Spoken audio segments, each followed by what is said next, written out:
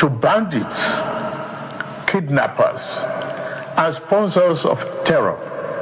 Surrender or face the full force of the Nigerian state. These windows of surrender will not remain open forever. No mercy will be shown to those who trade in blood of Nigerians. You see, this is the problem, and this is why I don't have confidence in President Bola Ahmed Tinubu. Because how are you saying that for bandits and every other person sponsoring terrorism that they should surrender or they will face the Nigerian state? So pending when they decide to surrender, they can continue to kidnap, they can continue to kill, they can continue to rape our women, they can continue to keep kidnapping our children from schools. No, President Bola Ahmed Tinubu, this is the time for you to move in. You have been waiting for them to surrender for the longest. They have refused to surrender. For the longest, you have been calling on them to surrender, that they should drop down their arms. For the longest. But every day by day, the insecurity increases. Every day by day, they keep committing these atrocities. They keep committing this evil. And yet, you are waiting for them to surrender. Need I remind you what you promised in 2022? I'm going to play you a clip. You promised in 2022, this was not your words when you were seeking election in 2022. You said that you were going to eliminate. These were your words.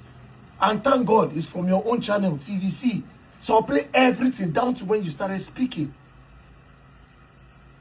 Begin from Kaduna State, where the presidential candidate of the All Progressives Congress, Bola Tinubu, has promised to eliminate kidnappers and other troublemakers terrorizing Kaduna State in the northwestern region of the country. Asiwaju Tinubu, who gave this assurance during the APC's Northwest presidential campaign rally held in Kaduna on Tuesday, told the crowd of APC supporters that he will bring an end to the security challenges in the state. TVC News' Lope Assam has more. Hundreds of support groups and thousands of supporters of the APC converged on Ahmadu Bello Stadium in Kaduna for the flag-off of the party's presidential campaign in the Northwest.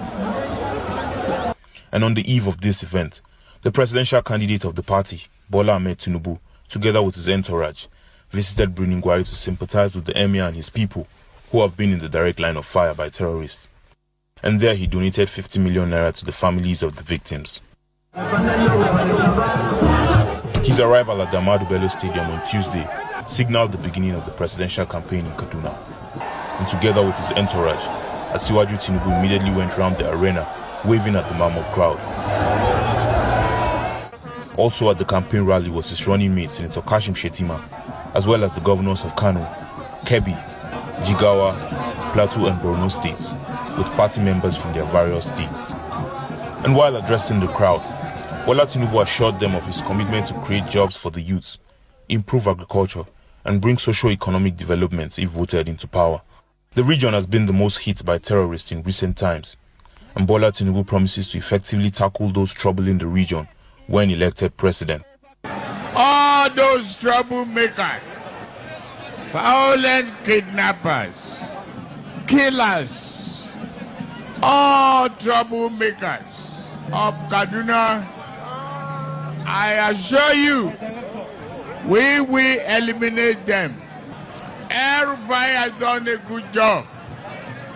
Go around Kaduna, you see how organized, how clean, and he has moved the internally generated revenue up.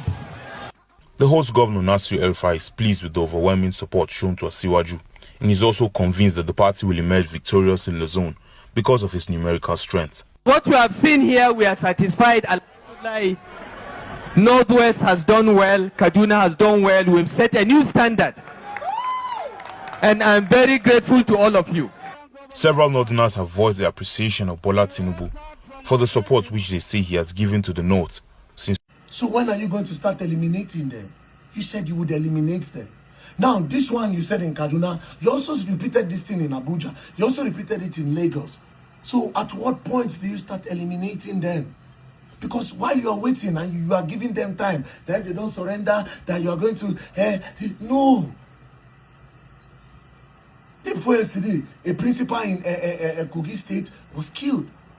Now, for that principle, we have said it that public schools do not go to school again until the government figure out a way to end insecurity.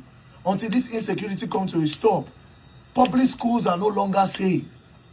Now you don't go now, they don't unalive you, which is quite unfortunate. Nobody deserves that. Children see they inside bush, you still get mind, they go open school. For what? School children, school teachers, they inside bush, you are still opening school. For what? Nigerians are still going by their day as if nothing they happen. For what?